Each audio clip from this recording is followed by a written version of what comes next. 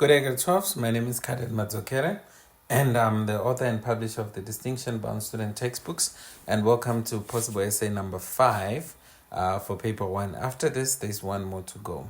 Now, this one says here, discuss in detail factors that contribute to public sector failure. Right, so we all know what the public sector is. That's the government, that's the state.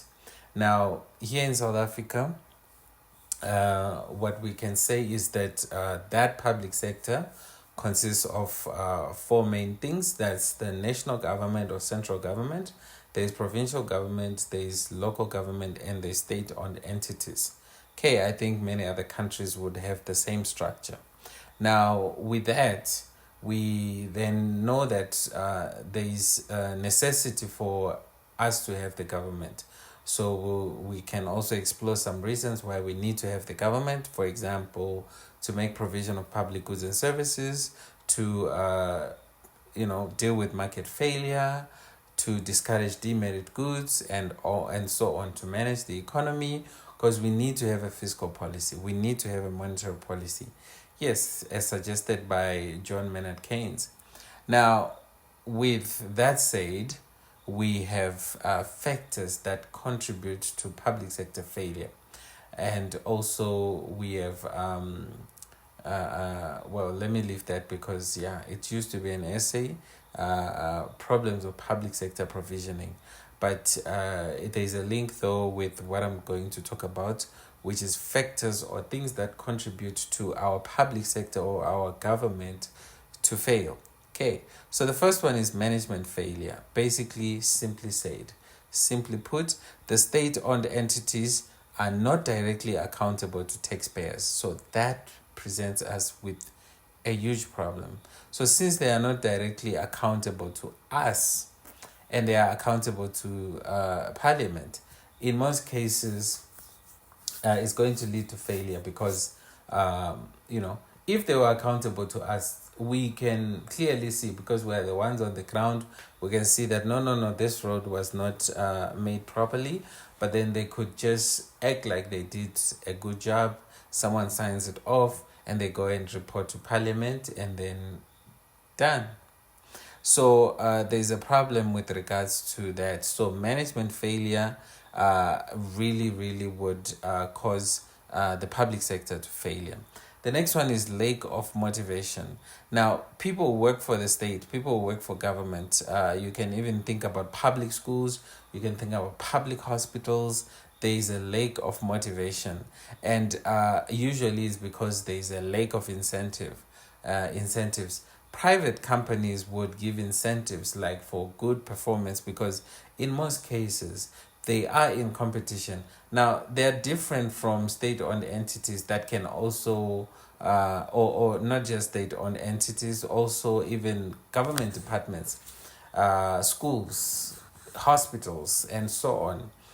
The difference is if you look at, let's say, a private school and a government school, a private hospital and a government hospital. A private hospital has to be good, like doctors must be excellent, and they pay them well, they incentivize them, they do all sorts of things because they know the only way out is for us to get customers, and we get customers if we make our existing customers happy.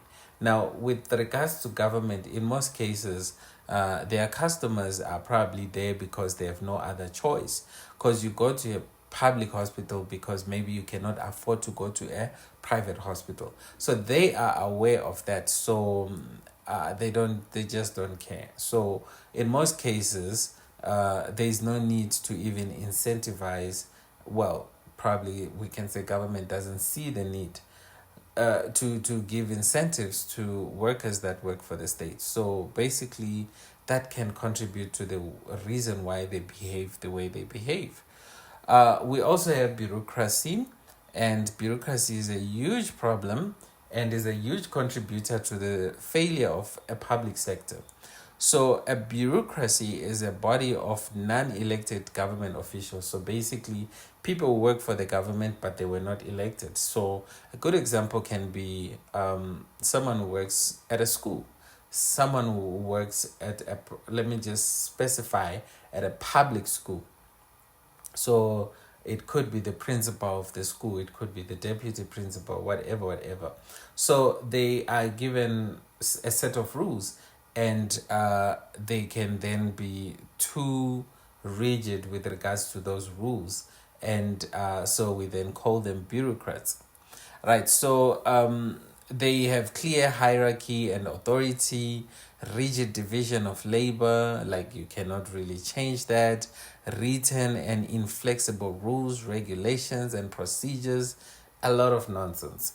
So basically, these people, they contribute a lot to, because there's also a link between them and being like an apathy, because they lack emotions in most cases, because they will just be focused on protocol, things must be done this way, and they become insensitive. And maybe if I give you an example, you tell someone it's done this way, usually they just want it done that way, and they won't even divert from that to accommodate someone who has maybe a different, let's say someone, even someone will say disabled, they might still say no, there's a rule says blah blah blah blah. If it doesn't accommodate them, then nowadays they say what, it's chai. So yeah, we have bureaucrats. They contribute a lot to public sector failure. Look at this word here, unsympathetic clerks. And so it's just pathetic. Right, then we have politicians. Yes, we know that these people, they just want to maximize their votes, and these people they are very much corrupt and so on. So they'll say this, but then they'll do the opposite, because they just want to self-interest. Basically, they just want to benefit in most cases. Yes, we do have politicians that really care and truly care, but in most cases it's all about it's all about vote maximization. Then we have structural weaknesses, and so if a government fails to meet its objectives, a structural weakness exists. And South Africa has this problem of structural weakness. And there was a document released by the IMF, which was basically talking about South Africa's progress that they had made being eroded by structural weakness, or being at risk of that. Then we have apathy as one of the reasons why the public sector fails.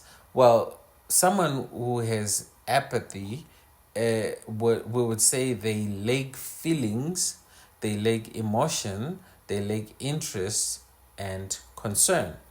So someone like that is insensitive. They don't care. They just don't. If ever something involves feelings, they are not worried about that. So they would just be focused on whatever. So that's why I was saying there's a huge link between apathy and bureaucracy. Right, then we have special interest groups like trade unions. I think it's self-explanatory to say what they are. So this brings us to the end of this particular essay. And as a mnemonic to help you remember, we have My Little Brother Plays Soccer at Sundown. So that will really help you. Okay, so this has brought us to the end, and we are now left with one more essay, which is discuss in detail reasons for international trade. I'll see you in that video. Thank you. God bless.